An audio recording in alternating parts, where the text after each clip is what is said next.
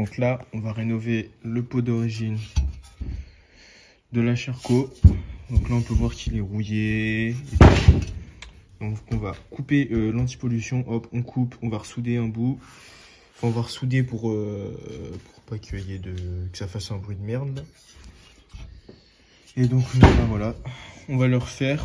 Donc refaire, on va poncer, peindre, ressouder là du coup en enlevant l'antipollution. J'ai déjà repeint la cartouche pour voir ce que ça donnait et franchement le résultat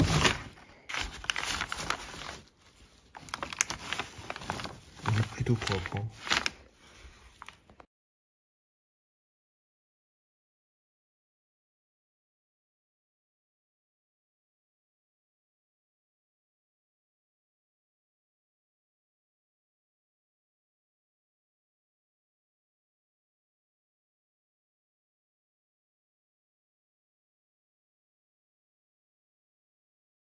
Donc voilà, là je viens de poncer tout le pot.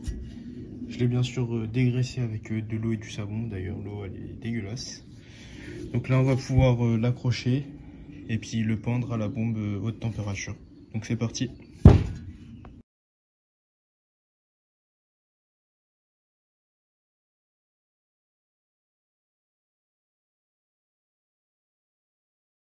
Donc voilà la Sherco actuellement. On a tout le poste de pilotage complet. Donc levier d'embrayage d'origine, poignée Doppler, guidon peint en blanc, mousse most, mètre cylindre d'origine, tirage rapide Amazon, garde-boue avant de 85 SX.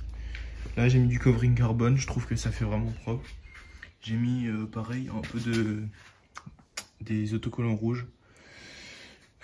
J'ai mis le pot d'origine comme ça pour voir si ça passait et je trouve que ça passe plutôt bien. Donc là j'ai repeint le réservoir, donc il est là. Donc là j'ai fait une petite couleur là mais rien de bien méchant, c'est caché. Parce qu'avant il avait des taches de bleu. Donc voilà, maintenant il est peint en noir, tout beau, tout propre.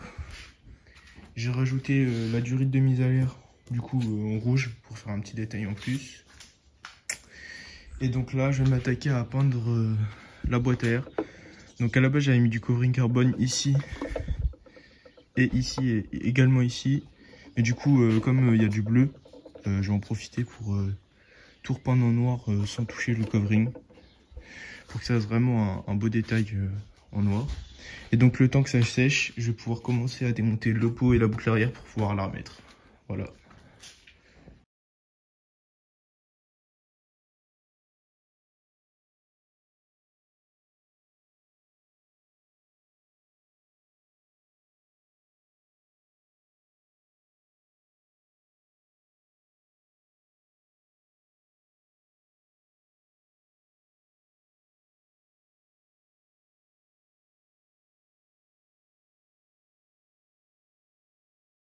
Donc voilà, j'ai installé le réservoir ainsi que la boîte à air. Donc avec la boîte à air, j'ai bien évidemment mis des petites vis rouges. Donc voilà, je trouve que la peinture fait propre. Et ça s'accorde vraiment bien avec la moto. Donc maintenant, voilà, il va falloir peindre les carénages. Déjà bien les poncer parce que là c'est vraiment n'importe quoi. Donc prochaine étape, ponçage des carénages et peinture. Donc les gars, voilà, la Sherco je l'ai redémontée. Donc j'ai démonté le guidon pour refaire une peinture propre. Et là j'ai quelques pièces, enfin quelques vis du coup, que je vais venir peindre donc en rouge ou en noir. Pour faire un peu plus de détails. Donc je les peins et je vous reprends après.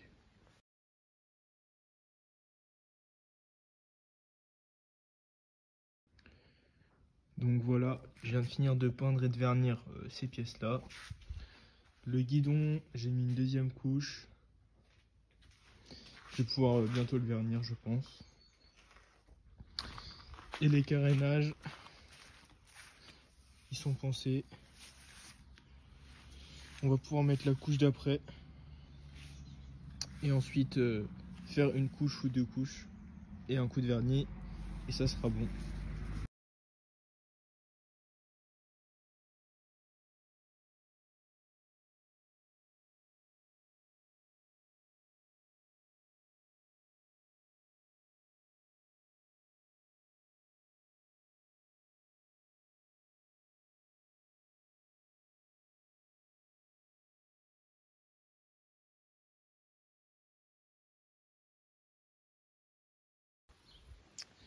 Donc voilà, peinture des carénages finie.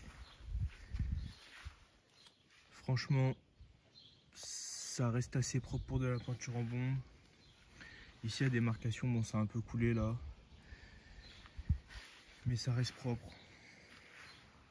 Je suis plutôt fier du résultat.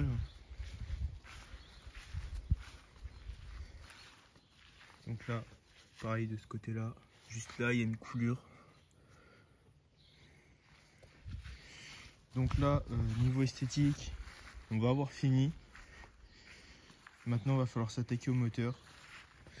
Donc là, j'ai refait le pot MVT que j'ai eu avec la Derby.